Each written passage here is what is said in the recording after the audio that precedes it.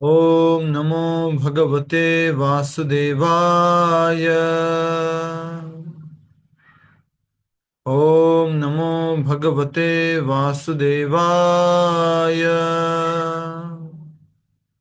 ओम नमो भगवते वासुदेवाय। मुखं करोति वाचालं पंगुं लंघयते गिरिं यत्कृपातमहं वन्दे श्रीगुरुदीनतारिणं परमानन्दमाधवं श्रीचैतन्यमीश्वरम्।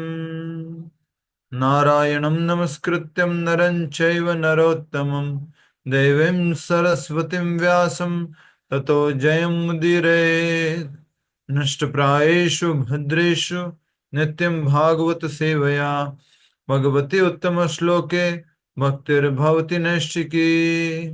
हरे कृष्ण कृष्ण कृष्ण हरे हरे, हरे राम राम राम हरे हरे। हरे कृष्णा। सभी भक्तों का पुनः स्वागत आज के श्रीमद् भागवतम कथा रूप कार्यक्रम में। हम आज जो कि एक अवकाश के बाद कार्यक्रम शुरू कर रहे हैं, थोड़ा सा दोहरान करने हेतु, जैसा कि आप सब लोग इस बात से ज्ञात हैं, हम गोपी गीत का अध्ययन कर रहे थे, रासलीला का अध्ययन कर रहे थे, जिसमें हमने सर्वप्रथम देखा था कि भगवान श्री कृष्ण ने शरद ऋतु के अंदर जब आधी रात को बांसुरी बजाई तो सारी गोपियां अपने कार्यों को छोड़ करके भगवान के पास पहुंच गई। और जब भगवान के पास पहुंची तो भगवान ने उनसे कहा कि आपने यहाँ पर जो है सुंदरता, जंगल की सुंदरता है, उसको देख लिया हो, तब आप वापस जा सकते हो। अब आप जो है अपने पतियों की सेवा में, अपने परिवार की सेवा में वापस से सम्मिलित हो सकते हो। इस प्रकार से जब भगवान ने उनको वापस जाने के लिए कहा तो गोपियां बहुत दुखी हो गई, आहत हुआ उनको हृदय में, और अ, भगवान से फिर से निवेदन करने लगी कि कृपया करके हमें अपनी शरण में रखें, हम आपकी मातृ दासी बनना चाहते हैं। तो भगवान ने उन्हें जब निवेदन किया कि अब हमें कोई स्वीकार नहीं करेगा, तब भगवान उनको स्वीकार कर लेते हैं, उनके साथ रास नृत्य रचते हैं, यमुना जी में विहार करते हैं। और फिर जब हर एक गोपी को लगने लग जाता है कि मैं तो परम सौभाग्यशाली हूँ कि भगवान मेरे साथ हैं, मेरे साथ हैं, हर एक गोपी को जब इस प्रकार से लगने लगा तो भगवान वहां से क्या हो गए? यस, अप्रकट हो गए। प्रकट। और सारी गोपियां जो हैं भगवान के विरह में, हाँ, उनकी याद में वो अलग अलग प्रकार के भाव प्रकट करने लगी।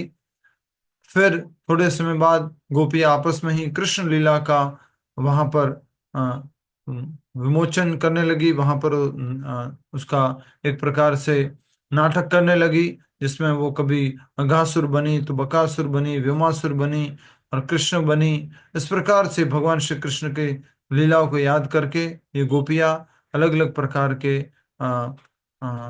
नकल कर रहे थे भगवान श्री कृष्ण की लीलाओं का।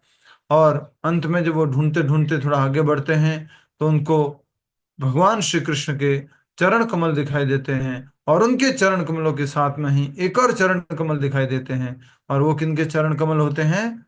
श्रीमती राधा रानी। राधा रानी के। और उनके चरण चिन्हों पे बहुत सुंदर चिन्ह, चरणों पर बहुत सुंदर चरण चिन्ह बने हुए थे। एक पैर पे कितने थे और दूसरे पैर पे कितने थे? बाएं पैर पे, 11।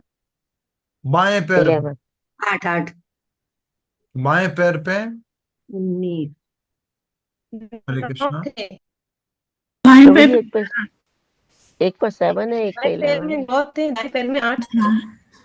देखिए 8। ना, प्लीज ऐसा मत कीजिए ना, इतना बड़ा तो मेरे को सजा मत दीजिए। बहुत दिनों बाद आए हो, आप सब लोग अपने बाएं नोटबुक में पैर ले। पे 11 चिन्ह और दाएं पैर पर 8 चिन्ह। बाएं पैर पे 8। बाएं पैर पर 11। अब फिर से निवेदन करता हूँ, कृपया करके ऐसी ऐसी बातें तो नोट नहीं, करके 9 है। करें। इसमें ऐसी बातें बहुत इसमें इंपॉर्टेंट 9 बातें है, होती हैं, इसमें तो 8 है इनको नोट प्रभु जी। करना रखना बहुत जरूरी है। हाँ, इनको आप नोट किया करके रखा करें। तो दाएं पैर पे कितने हैं? 8 हैं। और बाएं पैर पे 11 चिन्ह है।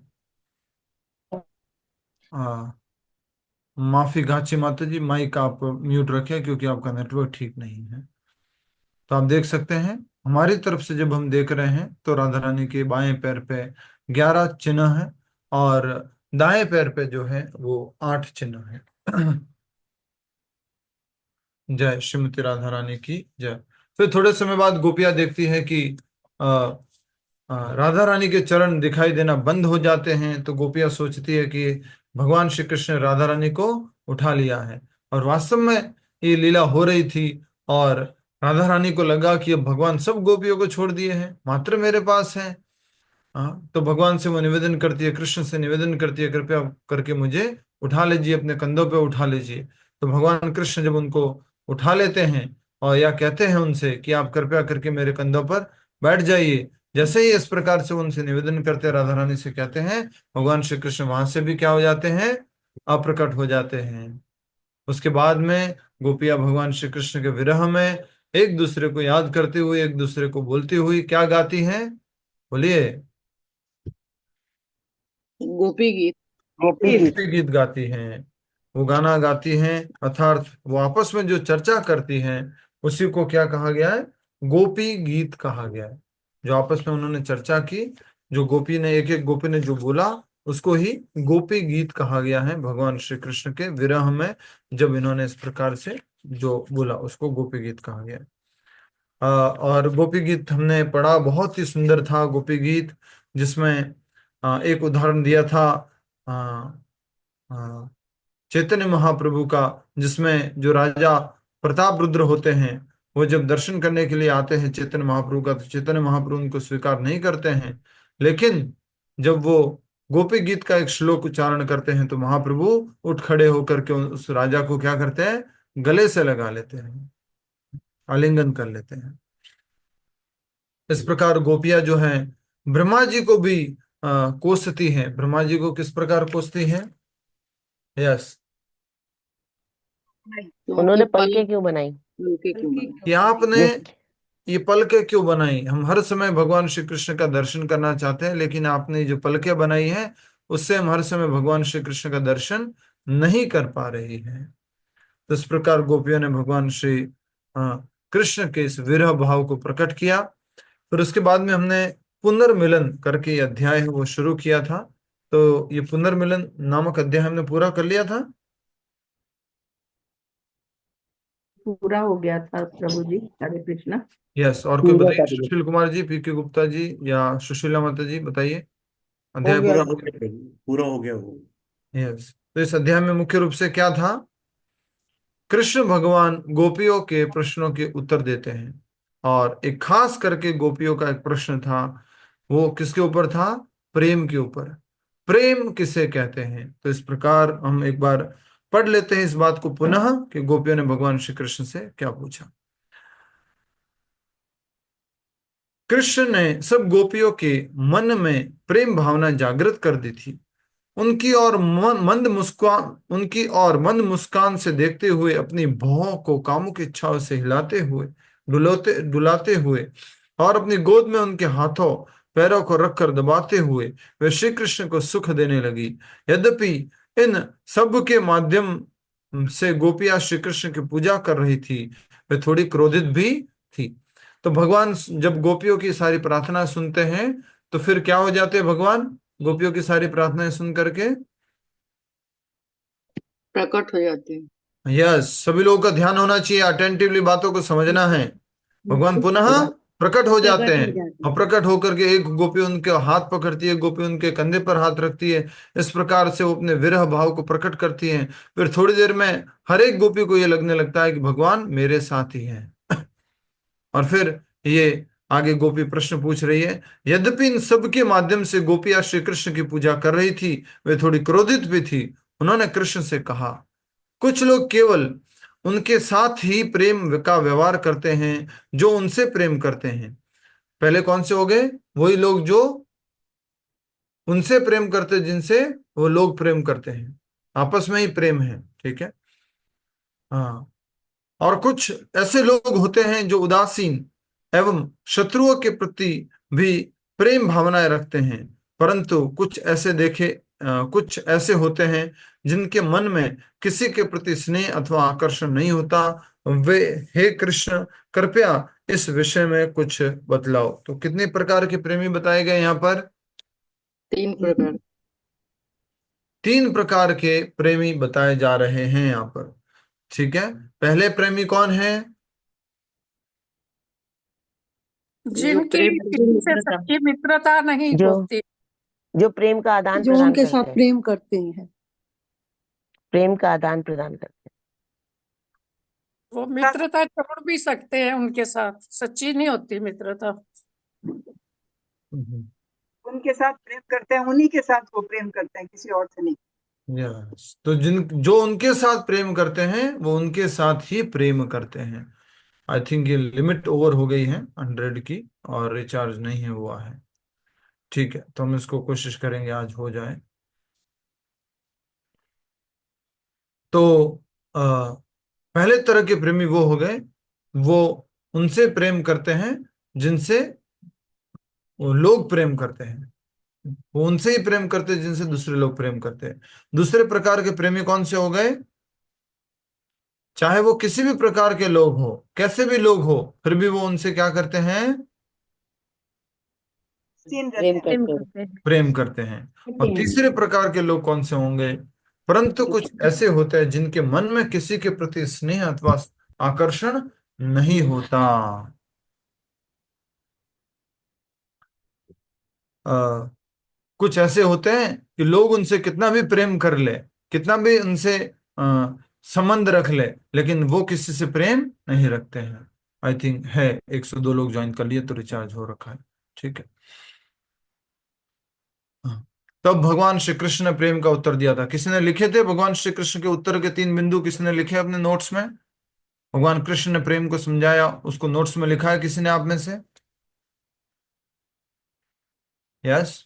हरे कृष्णा प्रभु जी। हाँ जी। गोपियों का प्रेम कृष्ण के प्रति जो है वो सर्वश्रेष्ठ प्रेम है। यस, किसी ने लिखे प्रेम के प्रकार जो भगवान ने बताए?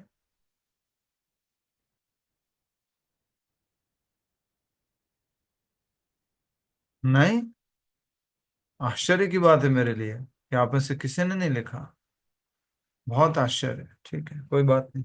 प्रभु मैंने कृष्णा बुक वाले लिखे हुए हैं। कृष्ण पुस्तक से लिखे हैं, बताइए। कृष्णा कहते हैं जो प्रेम व्यापार में केवल प्रतिदान करते हैं वे व्यापारी तुल्य हैं। वे उतना ही देना जानते हैं जितना उन्हें प्राप्त होता है, सो उसमें कोई प्रेम नहीं होता। दूसरे क्लास के लोग फर्स्ट पहले से बेटर हैं। दूसरे पक्ष में से विरोध पाने पर भी प्रेम करते हैं। और तीसरी श्रेणी के ना तो प्रतिदान करते हैं ना उपेक्षा करते हैं। उसमें आत्मतुष्ट आ जाते हैं और कृतघ्न आ जाते हैं। आत्मतुष्ट किसी से प्रेम की आवश्यकता नहीं है। ये लोग आत्मरामा के भी कहलाते हैं, भगवान के विचारों में लीन रहते हैं। और कृतघ्न अपने गुरुजनों के प्रति विद्रोह, वे अपने माता पिता अथवा गुरु की कृपा प्राप्त करके भी उनसे उनकी उपेक्षा करते हैं। Yes, very nice. इसी को हम अभी पढ़ेंगे एक बार, और पहले भी पढ़ चुके हैं। बहुत ही सुंदर बात यहाँ पर प्रभु भगवान श्री कृष्ण बोलने जा रहे हैं प्रेम के विषय में। अच्छा, आप में से कोई बता सकता है कि भगवान श्री कृष्ण ने प्रेम के विषय में अपने किसी एक और अवतार में बोला है, प्रेम की परिभाषा दी है? कौन से अवतार में, कौन सी लीला में, और उसको क्या कहते हैं? यस, कोई एक जना बताओ। आपका समय पूरा होने वाला है, बताइए, उत्तर दीजिए। प्रेम की परिभाषा भगवान श्री कृष्ण ने और किसी लीला में?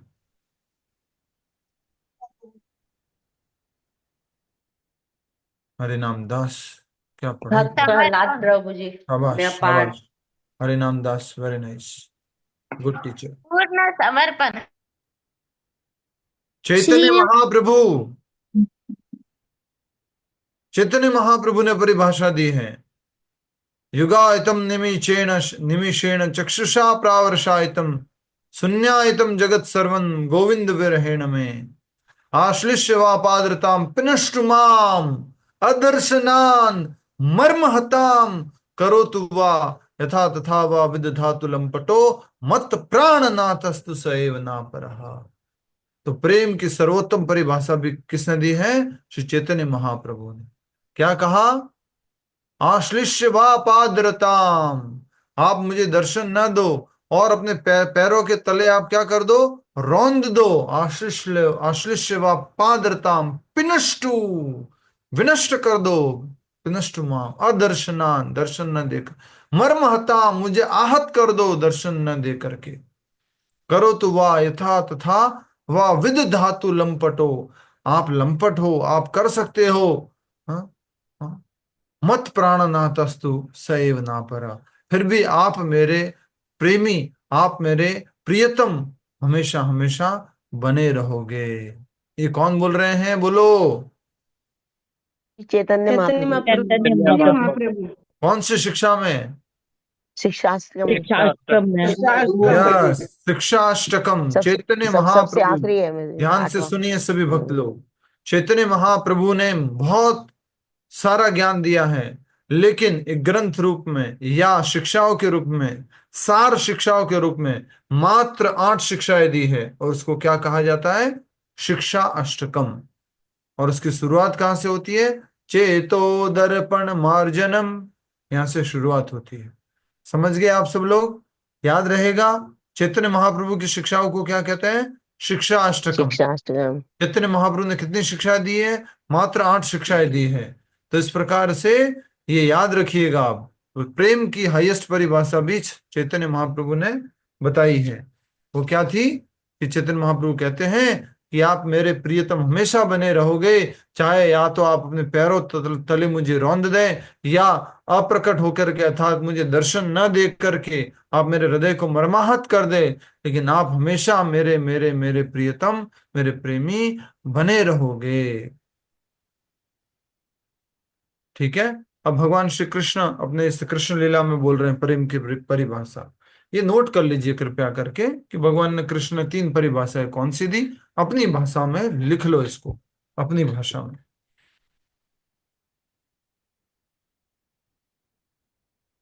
यद्यपि इन सब के माध्यम से ये पढ़ लिया था, श्री कृष्ण ने कहा ऐसे तथाकथित मित्र जो अपना स्वार्थ सिद्ध करने के लिए प्रेम दिखाते हैं, वे वास्तव में व्यापारियों जैसे हैं। न तो उनमें सच्ची मित्रता होती है, न ही वे धर्म के नियमों का पालन करते हैं। इतना ही नहीं, यदि उन्हें मित्रता के बदले में कुछ नहीं मिलेगा तो वे मित्रता को ही छोड़ देंगे। तो पहले तरह की मित्रता कौन सी हो गई? व्यापार। व्यापारिक मित्रता। पहले तरह का प्रेम कैसा हो गया? व्यापारिक प्रेम। व्यापारी। मतलब अगर स्वार्थी। मुझे रिटर्न में मिला तब तो मैं आपसे प्रेम करता हूं, और अगर आपने मुझे रिटर्न में प्रेम नहीं दिया तो मैं आपसे प्रेम नहीं करता हूं। ठीक है? समझ में आ गया? क्लियर है उर्मिल माता जी? चाटुकारी इसी को बताया था ना आपने? हाँ प्रभु जी, चाटुकारी। क्लियर है, स्वार्थ वाला प्रेम आ गया। यस, स्वार्थ वाला प्रेम, चाटुकारिता प्रेम, चाटुकारी भक्ति।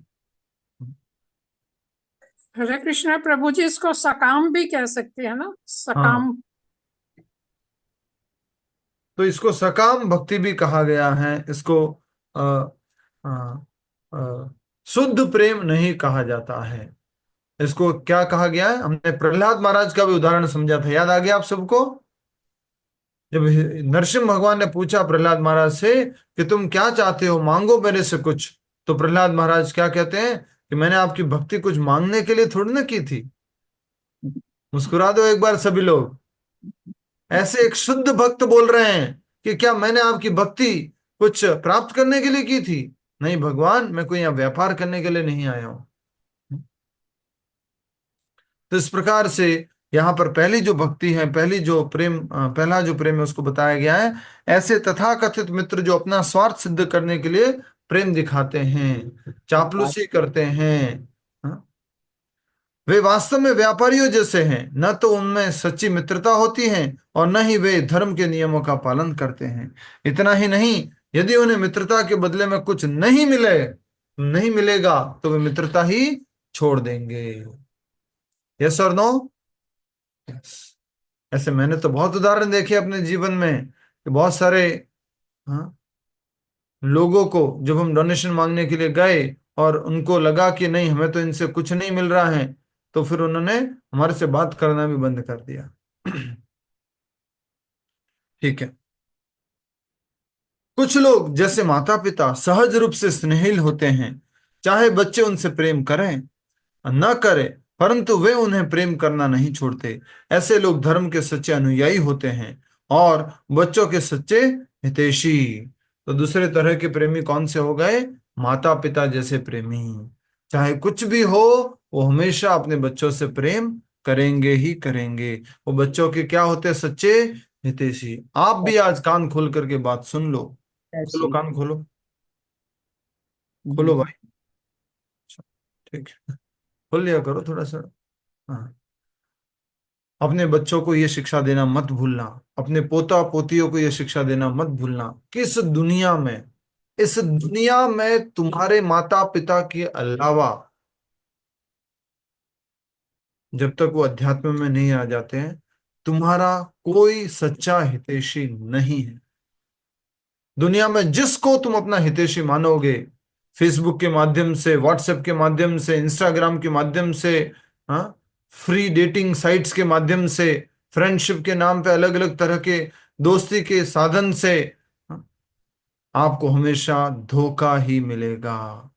आपका सच्चा हितैषी, आपका सच्चा भला चाहने वाला आपके माता पिता के अलावा और कोई भी नहीं हो सकता है। इस बात को अच्छे से समझ लो, अपने बच्चों को बताओ, अपने पोता पोती को बताओ। ये बहुत बहुत जरूरी है। दुख सुख कुछ भी हो, अपने माता पिता से शेयर किया करो। एक बता रहे थे कथा में से, जो एक व्यक्ति हैं, तो उनका बेटा है, वो हर एक बात को उनसे शेयर करता है। कोई भी हो उनके जीवन में, तो हर कोई बात को वो शेयर करता है। तो इस प्रकार से उन बच्चों को विश्वास होना चाहिए, खुशी होनी चाहिए कि उनके माता पिता उनके साथ में हमेशा खड़े हुए हैं। ठीक है। तीसरा, इसके अतिरिक्त कुछ लोग आध्यात्मिक रूप से आत्मसंतुष्ट तथा भौतिक रूप से संपन्न होते हैं, अथवा कुछ लोग सहज ही कृतज्ञ और अपने से श्रेष्ठ लोगों के प्रति द्वेष रखते हैं। इन दोनों वर्गों के लोग उन लोगों से भी प्रेम नहीं करते जो उनसे प्रेम करते हैं। फिर उनसे प्रेम का क्या कहना जो उनके प्रति उदासीन उदासीन अथवा द्वेषी होते हैं। ये समझाया था, किसी को समझ में आया था? कोई समझा सकता है? अभी अभी समझा सकता है कोई? यस, प्रभा रंजन माता जी बोलिए। हाँ पहली प्रभु लाइन। जी, इसमें इसका मतलब ये है कि तीसरी तरह के वो लोग होते हैं कि एक तो आत्माराम होते हैं, जो स्वयं अपना आप ही अंदर से संतुष्ट रहते हैं, प्लेजेंट मूड में रहते हैं, उनको किसी के प्रेम की आवश्यकता नहीं होती, चाहे उनको कोई प्यार करे या ना करे। दूसरे होते हैं कृतज्ञ टाइप के, उनको चाहे कोई कितना भी प्यार कर ले, कितना भी उनका भला चाह ले, लेकिन वो उसके प्रति हमेशा द्वेष ही रखते हैं। तो ऐसे लोगों का फिर क्या कहना, जब हम जो इनको चाहता है, जब ये उनसे प्रेम नहीं करते, तो उन लोगों का क्या कहना, जिन जो इनको प्यार करते हैं, तो उनके लिए तो क्या करेंगे फिर ये जो प्यार नहीं करते इनको? जो प्यार करते हैं, जब उनके प्रति इनका कोई भाव नहीं रहता, तो जो प्यार नहीं करते हैं इनको, तो उनके प्रति तो बिल्कुल ही मतलब सोचना ही बेकार है इनका। बहुत अच्छा, हरि बोल। तो आप सब लोग एक बार फिर से पढ़िए, देखिए ऐसा नहीं होना चाहिए। तो सिंपल सिंपल बातें हैं, पहले भी पढ़ चुके हैं हम, दोहरान सा चल रहा है, समय भी होता जा रहा है। देखिए क्या लिखा है। दो तरह के लोग हो गए। एक तरह के लोग प्यार प्रेम तभी करते हैं जो उनको प्रेम मिलता है। दूसरे तरह के लोग हैं जो चाहे प्रेम विनिमय में, विनिमय अर्थात की रिटर्न में मिले या नहीं मिले, फिर भी प्रेम करते हैं। तीसरे तरह के ऐसे हैं कुछ लोग जो हैं आत्मसंतुष्ट होते हैं, अपने आप में संतुष्ट हैं। और दूसरा, भौतिक रूप से संपन्न होते हैं, अर्थात उनसे अगर कोई व्यक्ति प्रेम करता है तो भी वो विनिमय में उनसे प्रेम नहीं करते हैं, वो अपने आप में ही संतुष्ट रहते हैं। ठीक जैसे है। फिल्म के ये बोले हैं, हाँ। जैसे फिल्म के कोई हीरो के बारे में बोले थे। हाँ, जैसे आपने उदाहरण दिया था प्रभु जी उदाहरण के तौर कि पे हीरो। समझाया था कि भौतिक हाँ, जगत में ऐसे बहुत सारे लोग हैं जिनसे लाखों करोड़ों लोग बोलते हैं कि we love you, we love you, I love you, ऐसे कुछ बोलते हैं, लेकिन विनिमय में किसी भी प्रकार का प्रेम उनको प्राप्त नहीं होता है। वो लोग कौन हैं?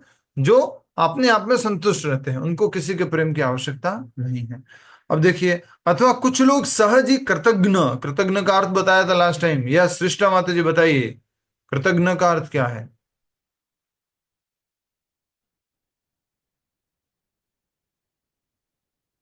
बोलिए। जो किए, हरे कृष्णा प्रभु सृष्टा जी, माता जी, को नहीं मानता, सृष्टा सर। माता जी,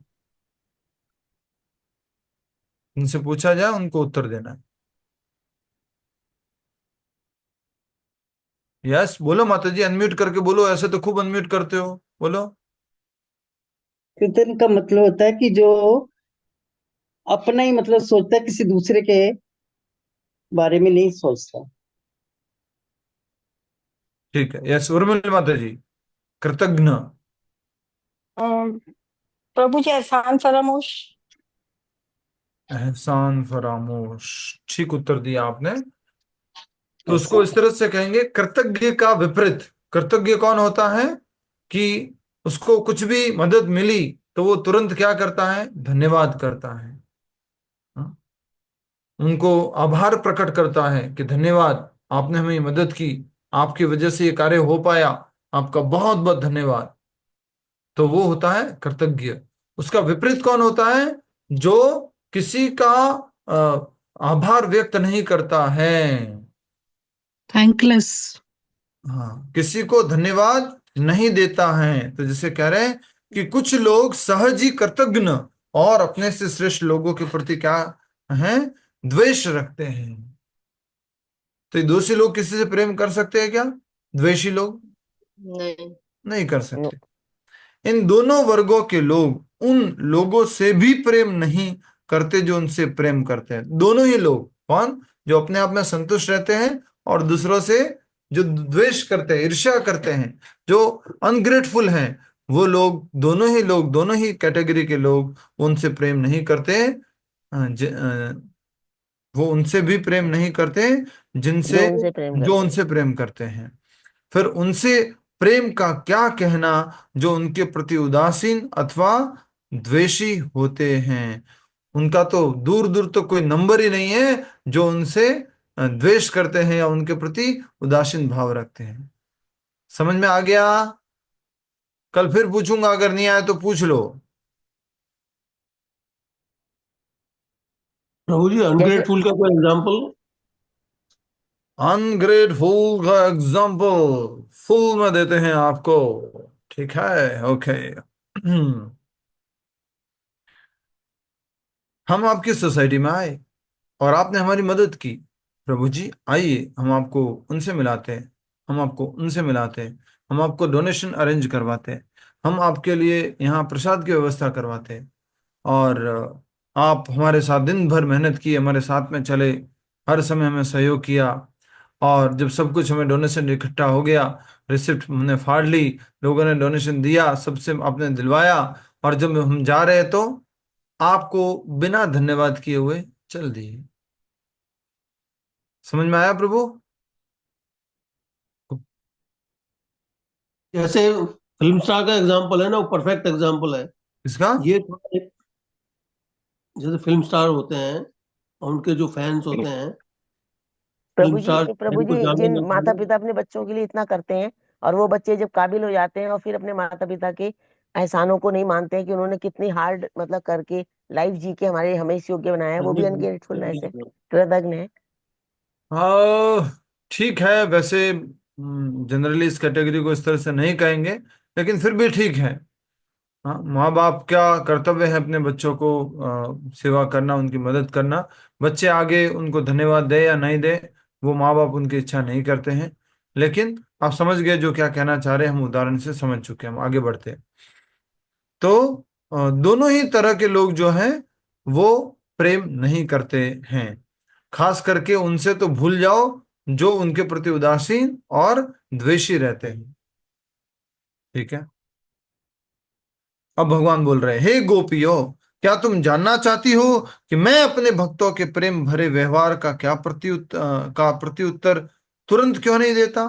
क्योंकि मैं उनके प्रेम और भक्ति को और गाढ़ा करना चाहता हूं। यदि मैं सहजता से भक्तों को प्राप्त हो जाऊंगा तो वो मेरे मूल्य को नहीं समझेंगे।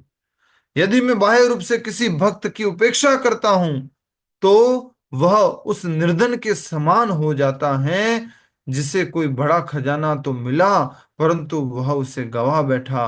उस स्थिति में वह अत्यंत उत्कंठित हो अन्य किसी बात का विचार नहीं करता। देखिए आप लोग पढ़े तो होंगे नहीं, अभी मैं फिर से पूछूंगा ये समझ में आया? कोई नहीं बोलेगा समझ में आ गया। प्रियंका माता जी ऑलरेडी पहले ही बोल रहे हैं हाँ जी नहीं आया, बिल्कुल ठीक कह रहे हैं आप, वाह वाह वाह। पहले ही पढ़ चुके हैं, आज दूसरी बार पढ़ रहे हैं। देखिए क्या लिखा है, हे गोपियों, एक एक लाइन को पढ़ो। क्या तुम जानती हो कि मैं अपने भक्तों के प्रेम भरे व्यवहार का प्रत्युत्तर तुरंत क्यों नहीं देता? हाँ, अब मेरे भक्त मुझे प्रेम करते तो मैं तुरंत उनको आंसर क्यों नहीं करता? इसलिए ये यहाँ पर कहावत सिद्ध होती है कि भगवान के घर में, बोलो बोलो, देर है देर नहीं। अंधेर नहीं। तो भगवान क्या करना चाहते हैं? अपने भक्त का प्रेम उनके प्रति और प्रगाढ़ करना चाहते हैं और दृढ़ करना चाहते हैं। क्या प्रहलाद ने एक बार प्रार्थना की और भगवान प्रकट हो गए थे? क्या द्रौपदी ने एक बार बुलाया और भगवान प्रकट हो गए? क्या ध्रुव ने एक बार बुलाया और भगवान प्रकट हो गए? नहीं, भगवान उनके उनके प्रेम को अपने प्रति और प्रगाढ़ करना चाहते हैं। तो इसलिए यहां पर कहा गया है कि क्योंकि मैं उनके प्रेम और भक्ति को और गाढ़ा करना चाहता हूं।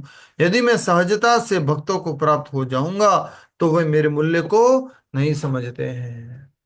अभी जब मैं यात्रा में गया था, कहाँ पे यात्रा में गया था अभी मैं, कौन बताएगा? अचलाराम जी बताएंगे, अचलाराम जी, अचलाराम जी बताएंगे अभी मैं कहाँ गया था यात्रा में। प्रभु जी मैं तो इतना 12 दिन स्कूल में नया क्लास में नहीं था प्रभु जी, गाँव गया था राजस्थान। ये तो वही हो गया भैया, शिव धनुष किसने तोड़ा? सर सर सॉरी सर मैंने नहीं तोड़ा सर, मैं तो आया ही नहीं था स्कूल सर। यस। कौन बताएगा? मैं लक्ष्मी बताऊं? पुरोहित माता जी बताएंगे, लक्ष्मी पुरोहित माता जी, हम कहाँ गए थे तीर्थ यात्रा पे? लक्ष्मी पुरोहित माता जी माइक अनम्यूट कर। हरे कृष्ण प्रभु जी, आप गंगा सागर गए थे और अयोध्या गए थे राम लाला का दर्शन करने में। अभी अभी मायापुर। नहीं नहीं, अभी हम गंगा सागर और जगन्नाथपुरी गए नहीं थे। जगन्नाथपुर गए। जगन्नाथपुरी। मायापुरी भी गए थे, मायापुर। मायापुरी। ओके शहर और okay okay, Mayapur. Thank you thank you thank you. Hmm. तो अभी हम जगन्नाथपुरी और गंगा सागर गए थे। ये हम क्यों बोल रहे हैं अभी, इसके पीछे कारण है। क्या कारण है? कि जब मंदिर में हम गए तो अलारनाथ के मंदिर, आप में से कोई गया हुआ अलारनाथ मंदिर जगन्नाथपुरी में? यस प्रभु जी। यस प्रभु जी। जगह हो, यस यस प्रभु जी, प्रभु हो हम यस हैं। प्रभु जी, हरे कृष्ण प्रभु जी, यस हो। यस वेरी नाइस, इस तरह का कॉन्फिडेंस होना चाहिए। यस गए हुए हम, वेरी गुड। तो क्या हुआ ना कि हम भक्तों को सीधा का सीधा अंदर मंदिर में लेके सीधा भगवान के सामने, कलयुग है भाई।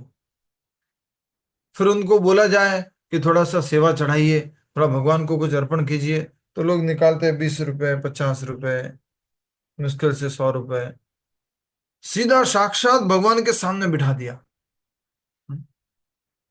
और अगर ऐसा ना करके ऐसा किया जाए तो भगवान के उस गर्भगृह से पहले एक बैरिकेड लगा दिया जाए, एंट्री नहीं है।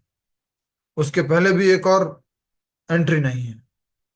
फिर उसके बाद बोला जाए कि देखिए बहुत मुश्किल है यहाँ के दर्शन करना, तो बड़े बड़े लोगों को दर्शन नहीं हो पाते हैं, यहाँ से अंदर तो कोई जा ही नहीं पाता है, बहुत सौभाग्य से यहाँ से अंदर जाने को मिलता है, बहुत मुश्किल है अंदर जाना, अंदर अलारनाथ जी के पास जाना तो हर किसी के बस की बात ही नहीं है, बहुत परम सौभाग्य होता है तो जा पाते हैं।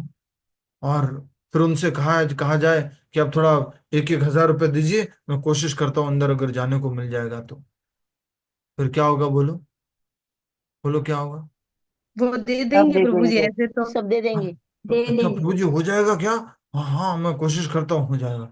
अच्छा, फिर 1,000-1,000 रुपए दिए और पहला दरवाजा खोला, फिर दूसरे दरवाजे के पास पहुंचे, देखिए अब और अंदर जाना है, सीधा भगवान के पास और पहुंचना है, तो भी आपके 1,000-1,000 और लगेंगे।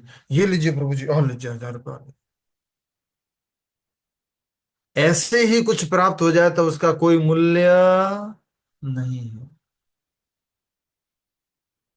क्यों नहीं समझ में आता? अरे परम भगवान साक्षात विग्रह अवतार साक्षात भगवान है, ऐसे ही सीधा चले गए तो कुछ नहीं, ठीक है, ओके, हरे कृष्णा, प्रणाम भगवान। और फिर हाइप क्रिएट, और फिर वो घर आके क्या बोलेंगे लोगों को मालूम है? अरे अलारनाथ जी के दर्शन किसी को नहीं होते हैं, वो तो हमारे को भगवान की कृपा हो गई, सौभाग्य हो गया, वो प्रभु जी मिल गए थे, उन्होंने कुछ सेवा ली और हमने अंदर बिठाया, भगवान के सामने बिठाया, सामने सामने। प्रभु जी मैं भोग के लिए तो दी थी, बोले थे भोग खीर भोग लगता है।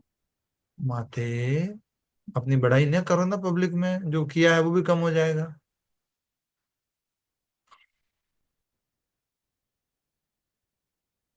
तो कहना क्या चाहते हैं हम? कहना ये चाहते हैं कि फ्री में अगर कोई मिल जाए तो उसका कोई सम्मान नहीं है। थोड़ा जोक कर लू बीच में, कर लू कर लू। देखा मल्होत्रा माता जी परमिशन दे तो कर लेता हूँ जोक, कर लू माता जी। हरे कृष्णा प्रभु जी, अगर सहज सहज हमें कुछ मिलता है उसकी कदर नहीं होती। हाँ तो मैं तो प्रभु जोक कर कहते लू हैं, क्या? मैं ये कह रहा हूँ इसके ऊपर एक जोक कर लू क्या, ये पूछ रहा हूँ मैं। आ, आप रिपीट करिए प्लीज। मैं इसके ऊपर जोक कर लू क्या? जी हरिनाम आप, प्रभु की क्लास तो क्या फ्री में होती है भाई? मुझे अभी भी समझ, जाओ, अटेंड कर लो, ठीक है, कोई अटेंड नहीं करेंगे चलो, तो उसका तो कोई शुल्क है नहीं। इसलिए हमने अभी डिसाइड किया है कि अगली जो क्लास शुरू होगी उसका शुल्क रखेंगे। हाँ? तो जी आप तब बार बार यही बोलते हो, कुछ करते तो कुछ हो रुक नहीं। जाओ ना माता जी, बोलने तो दो एटलीस्ट। तो इससे क्या होगा? मूल्य बढ़ेगा। लोगों को फ्री में मिल जाए कोई ठीक है, कोई बात नहीं, और अगर पैसे दे के मिल जाए, हाँ हाँ बहुत इंपॉर्टेंट था क्या, इतना स्पेशल दर्शन हुआ, इतना स्पेशल। हाँ, ये तो प्रभु ये भागवतम चालू कर रही थी हम, उससे पहले भी आप ऐसे ही बता रहे थे, आपने हरिनाम फिर दास का चालू कर कीर्तन दी। मिल जाए, आप लोगों को कीर्तन कर रहे प्रभु जी और उसमें मिलने बैठने को मिल जाए, अरे ठीक है, बढ़िया, आनंद आया, अच्छा हुआ। लेकिन कोई और व्यक्ति कीर्तन कर रहा है और उसका एंट्री टिकट है 2,000 रुपये, 3,000 रुपये। अरे मैंने उनका कीर्तन अटेंड किया हुआ, इतना बढ़िया लगा, मतलब क्या बताऊं, सब फेल है उनके सामने, तो वो जब गाते हैं ना, मतलब पागल हो जाते हैं। हैं? मैंने नोट किया, अभी भी दिल्ली में एक बहुत प्रभु बड़ा जी वो दो कॉन्सर्ट हजार हुआ रुपये था। बोलते हैं, अभी वो एक दो बहुत बड़ा हजार रुपये जो है ना वो रुको बोलते हैं। माता जी। तो अभी दिल्ली में एक बहुत बड़ा कॉन्सर्ट हुआ था और प्रभु जी गा रहे थे। हाँ, मैं ये नहीं कहता कि प्रभु जी अच्छा नहीं गाते, मैं ये कहता हूँ कि उसी तरह का कीर्तन हम भी करते हैं, सेम तरह का। बस हमारी टीम अगर इस तरह से और हो तो और उसी तरह का अच्छे से हो सकता है। लेकिन हमारा क्या है? ठीक है, कहाँ पर कीर्तन करना है जी? अच्छा जी, ठीक है, हम आ जाएंगे जी, साधन भेजे प्रभु जी, नहीं हम खुद ही पहुंच जाएंगे जी। अच्छा, और कोई सेवा वगैरह कितनी होती है प्रभु जी, उसकी क्या शुल्क वगैरह? नहीं, आपको जो ठीक लगे मंदिर के लिए डोनेशन में जो कुछ करना चाहे आप कर सकते हैं जी। अच्छा अच्छा, ठीक है ठीक है। तो इस प्रकार से वो कीर्तन, ओके। तो ये बात इसलिए कही जा रही है कि भगवान खुद ने कहा है कि अ, अ, क्योंकि मैं उनके प्रेम और भक्ति को और प्रगाढ़ करना चाहता हूं, यदि मैं सहजता से भक्तों को प्राप्त हो जाऊंगा तो वे मेरे मूल्य को नहीं समझेंगे। हाँ? हमें मूल्य कब समझ में आता है? जब मुश्किल से प्राप्त हो। ऐसा ही है हरे कृष्ण महामंत्र। हाँ? फ्री में प्राप्त हो गया साहब, कर लो जी, हरे कृष्णा कर लो, अरे अच्छा ओ गाड़ी साहब हरे कृष्ण जब करो, हरे कृष्ण कृष्ण, अरे पंडित जी आप भी कीजिए, अरे गुप्ता जी आप भी कीजिए, सब हरे कृष्ण मंत्र करो, फ्री में मिल गया है। हाँ? तो उसका भी इतना मूल्य नहीं है। कभी कोई बताएगा ना, देखिए नरसिंह भगवान का मंत्र है विशेष, ओम उग्रम वीरम महाविष्णुम ज्वलंतम सर्वतोमुखम नरसिंहम भीषणम भद्रम मृत्युर्मृत्युम नमाम्यहम। बहुत पावरफुल मंत्र है ये, और ये ऐसे नहीं दिया जाता। इसकी कम से कम जो है सेवा राशि 11,000 रुपये है। आप 11,000 रुपये सेवा राशि के साथ में इसको लो, आपके जीवन में बहुत बहुत तरह से ये कारगर है, सारी समस्याओं से आप मुक्त कर।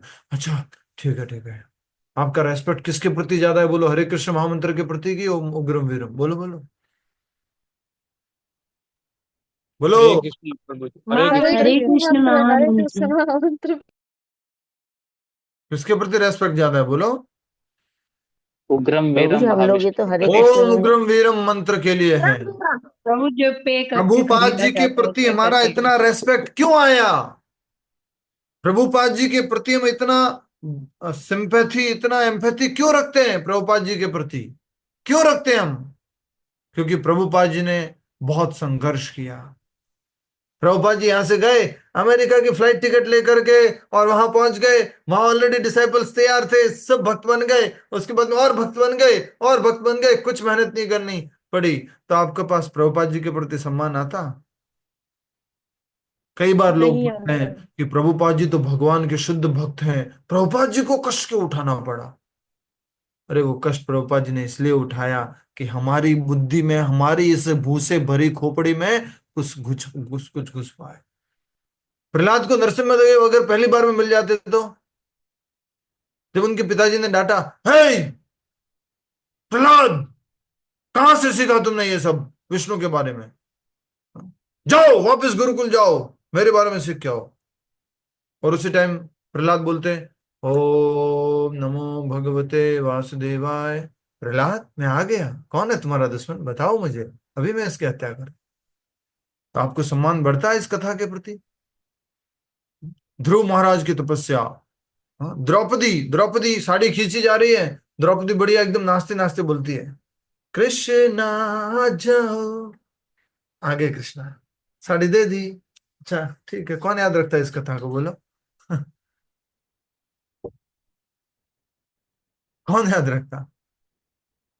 ध्रुव महाराज घर से गए, बाहर निकलते ही माँ ने बोला, बेटा जाओ, भगवान घर से बाहर मिलेंगे, वन में मिलेंगे। जैसे ही बाहर से गए, घर के बाहर, कृष्णा कहाँ हो तुम? अच्छा ध्रुव बेटा, ओके मैं ये रहा, आजा। अच्छा क्या हुआ बेटा? ये सम्मान हम जैसे भौतिक दृष्टि वाले लोगों, ये मैं खुद भी सीखना चाहता हूं। आप में से शायद कुछ लोग अगर ऑलरेडी इसको प्रैक्टिस कर रहे हैं तो मुझे हेल्प कर सकते हो इस बारे में। कई बार मुझे भी कुछ ऐसे ही कुछ मिल जाता है तो मैं उसका मतलब धन्यवाद इतना अच्छे से नहीं कर पाता, या वो लगता है कि उसका कुछ मूल्य नहीं है। मुझे मान लीजिए किसी प्रोग्राम के लिए बुलाया, किसी अवार्ड फंक्शन के लिए बुलाया, ऐसे ही बुला लिया, ऐसे ही उन्होंने अपनी बुक में अपना नाम वाम छिपा, ठीक है छोटी मोटी ऑर्गेनाइजेशन है, ठीक है ऐसे ही कुछ। हम सब लोगों को एक कृतज्ञ होने का भाव सीखना है। इंग्लिश में क्या बोलते हैं इसको? To be grateful. धन्यवाद करने का ये भाव आना है। प्रभुपाद जी के इस ऑर्गेनाइजेशन में फ्री में आ गए, धन्यवाद करने का भाव आना है। प्रभु जी लोगों की संगति मिली, फ्री में मिली, धन्यवाद करने का भाव आना है। बहुनाम जन्मनाम अंते ज्ञानवान माम प्रपद्यन्ते। बहुत योनियों के बाद कोई ज्ञानी पुरुष जो है वो भगवान की शरण में आ पाता है, बहुत जन्मों के बाद।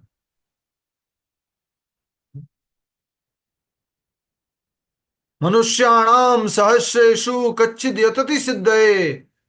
हजारों मनुष्य में से एक मनुष्य कुछ प्रयास करने की भावना जागृत कर पाता है भक्ति के बारे में, और उन हजारों भावना जागृत की हुए व्यक्तियों में से कोई एक व्यक्ति कृष्ण को प्राप्त कर पाता है। मनुष्याणाम सहस्रेषु कच्चिद यतति सिद्धये यततामपि सिद्धानाम कश्चिन माम वेत्ति तत्वतः। चैतन्य महाप्रभु क्या कहते हैं, इसी तरह के ये तीनों श्लोक आप नोट कर लेना। चैतन्य महाप्रभु कहते हैं, ब्रह्मांड भ्रमिते कौन भाग्यवान जीव, गुरु कृष्ण प्रसादे पाए भक्ति लता बीज। भक्ति लता बीज। एक तो मनुष्याणाम सहस्रेषु हो गया, एक हो गया बहुनाम जन्म नाम अंते ज्ञानवान माम प्रपद्यन्ते, एक हो गया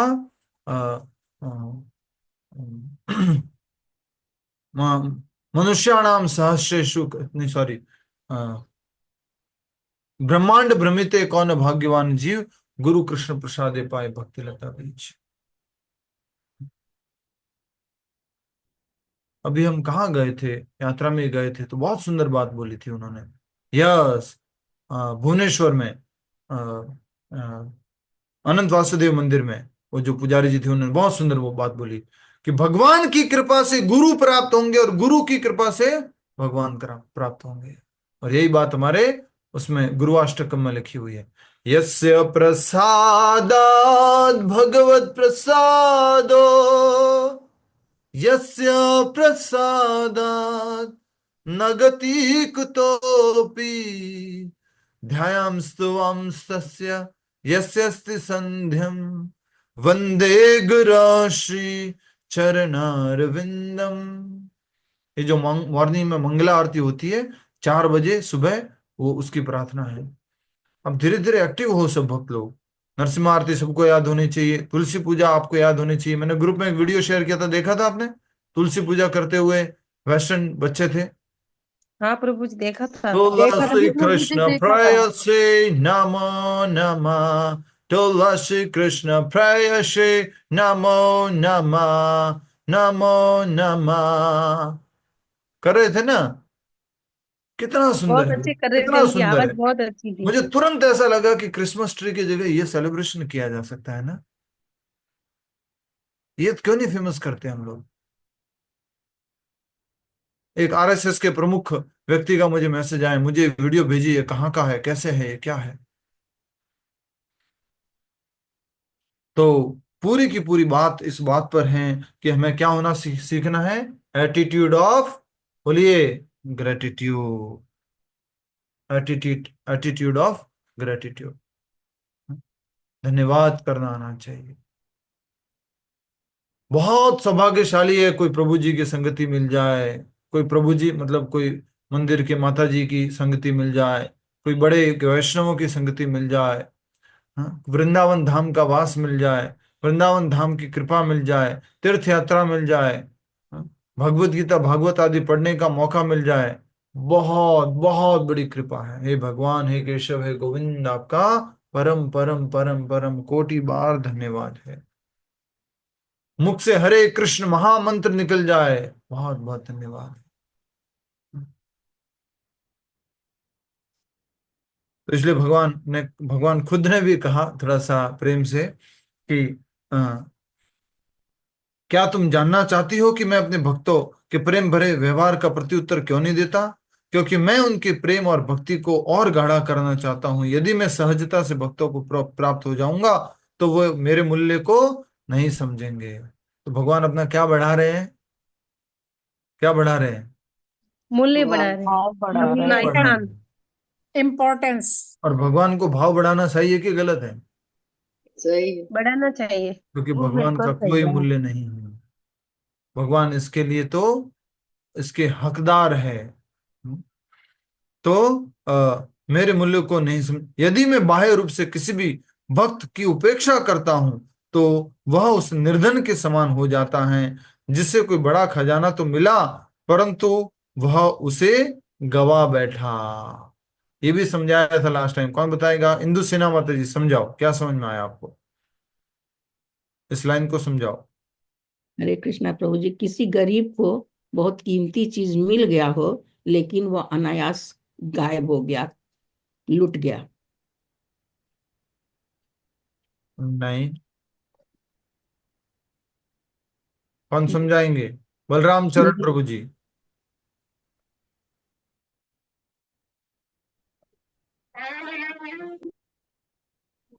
नीपा गांधी माता जी। हरे कृष्ण प्रभु।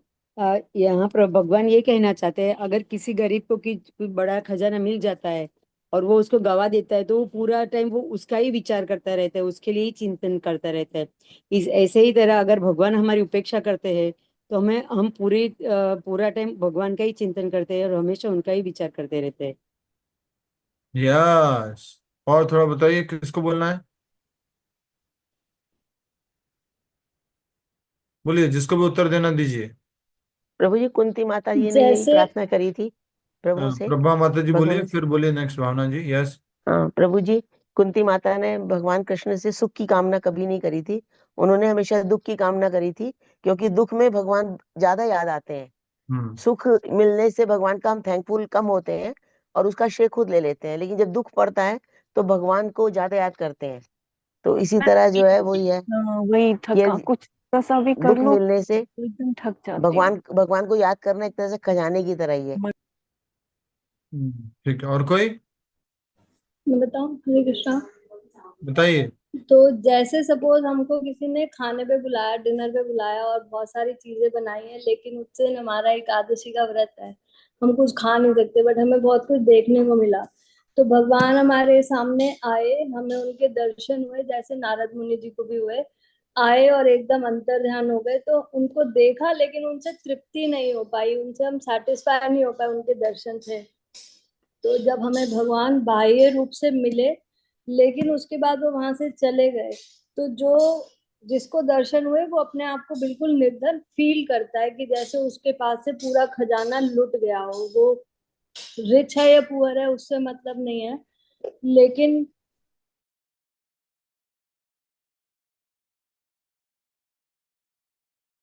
तब लगता है कि उसका खजाना लुट गया। यस, और कौन बताएगा? सुशील जी बताइए, क्या समझ में आया? अच्छा बताया आपने। सारा हम भगवान से कितना भी प्रेम करें, यदि हमको उसका रेसिप्रोकेशन इजीली नहीं मिलता है, तो हम ये फील करते हैं कि जैसे कि हमारे पास कोई खजाना था और हमारे पास से वो लुट गया है।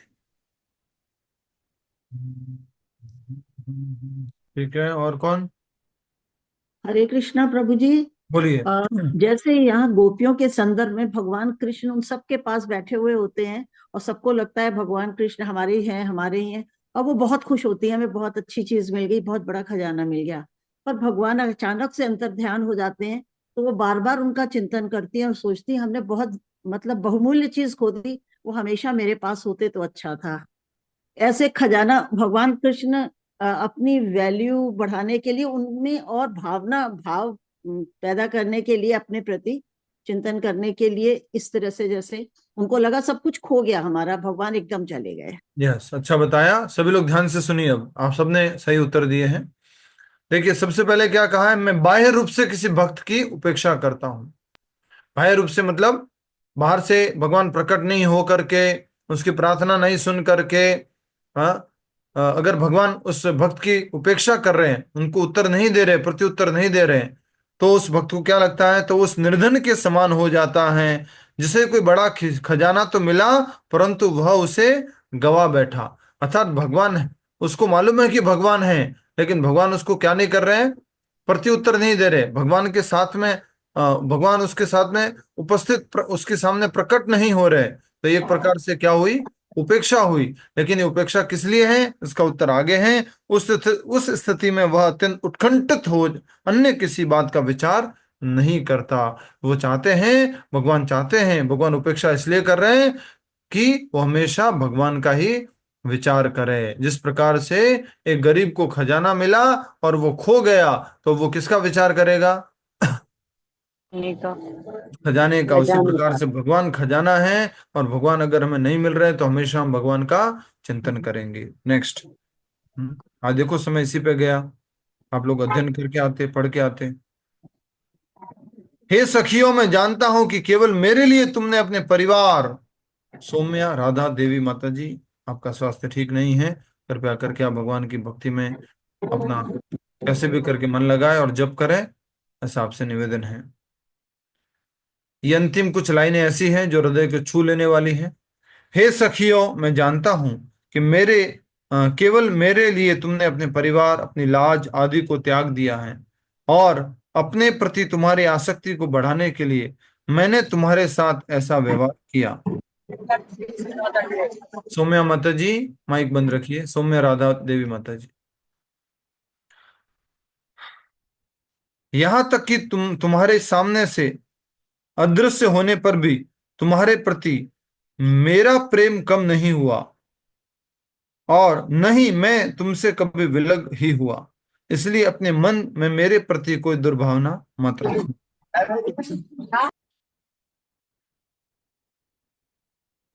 ब्रह्मा जी की जीवन अवधि में भी मैं तुम्हारे निष्कलंक सेवाओं का ऋण चुका नहीं पाऊंगा। मेरे साथ तुम्हारा संबंध दोष रहित है। तुमने उन बंधनों को काट कर मेरी पूजा की है, जिन्हें काटना इतना सहज नहीं है। सहज है क्या? बोलो बोलो।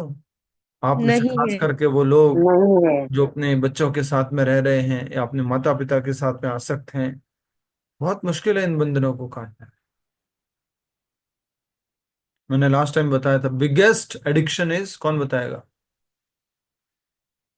बिगेस्ट एडिक्शन इज, बताओ।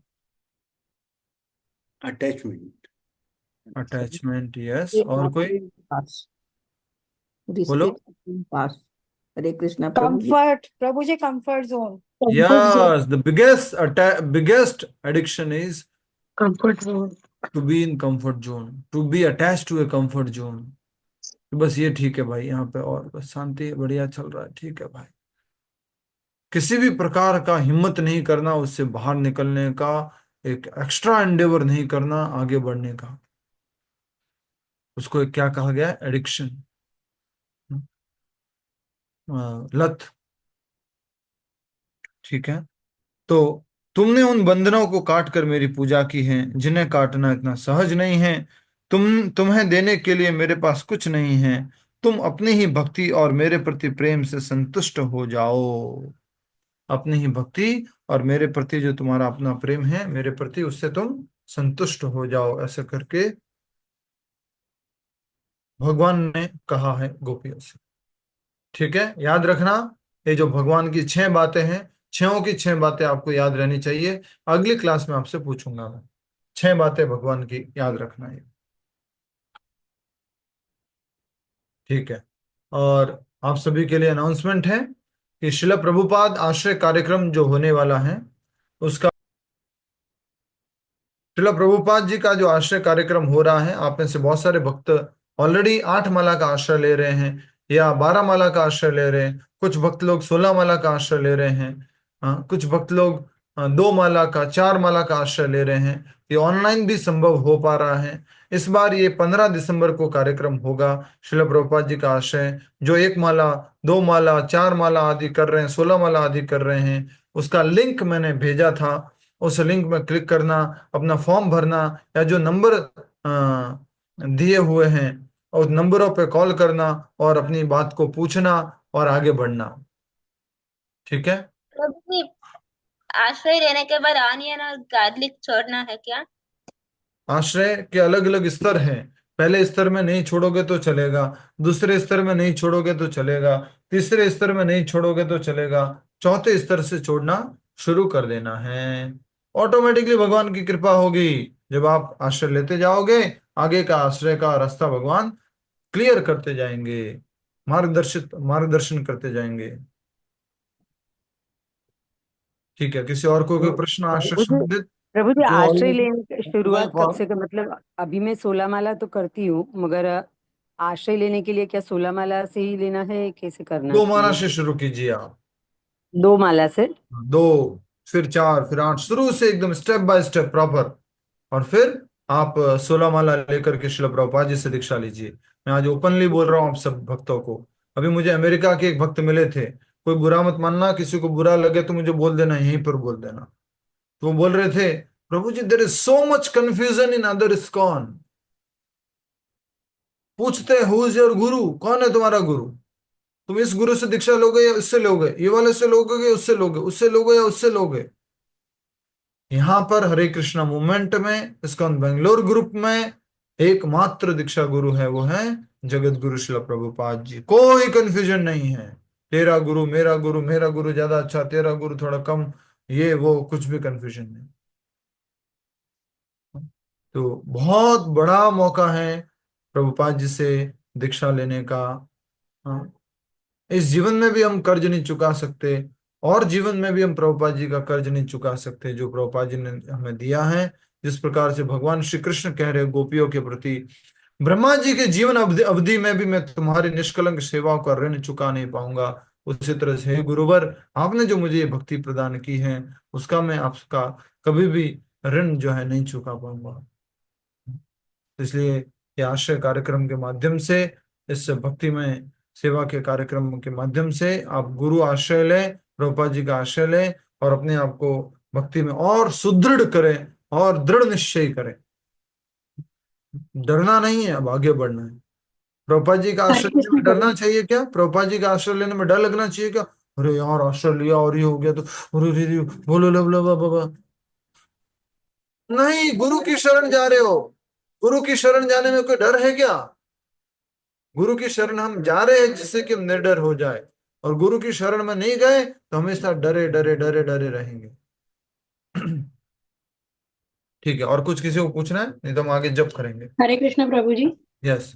प्रभु जी, प्रभुपाद जी का आश्रय लेने के बाद आगे जो भी इंस्ट्रक्शन लेनी होती है वो फिर किसी और गुरु से लेनी होती है, या फिर वो भी मतलब किन से ये शिक्षा गुरु इंस्ट्रक्शन? हर एक इस्कॉन में जो प्रभु जी हैं, जो गाइड हैं, हर एक इस्कॉन के भक्त जो है शिक्षा गुरु है। चाहे वो हरे कृष्ण मूवमेंट हो, चाहे वो इस्कॉन हो, इस्कॉन बैंगलोर ग्रुप हो या इस्कॉन बॉम्बे ग्रुप हो, हर एक प्रभु जी, हर एक सन्यासी महाराज, हर एक भक्त जो प्रचार करते हैं, जिनसे हम गाइडेंस ले सकते हैं, वो आपके शिक्षा गुरु हैं। उनसे बात करनी चाहिए और उनसे आप संपर्क में रह सकते हैं।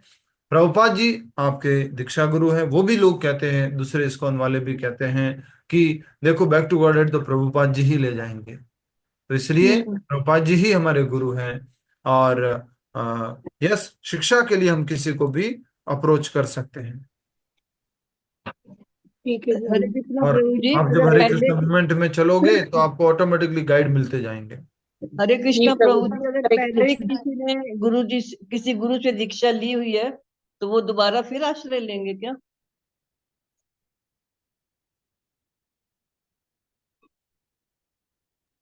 प्रभु जी आप प्रभु म्यूट जी, हो गए आप हैं। म्यूट हो गए प्रभु जी, आवाज नहीं आ रही।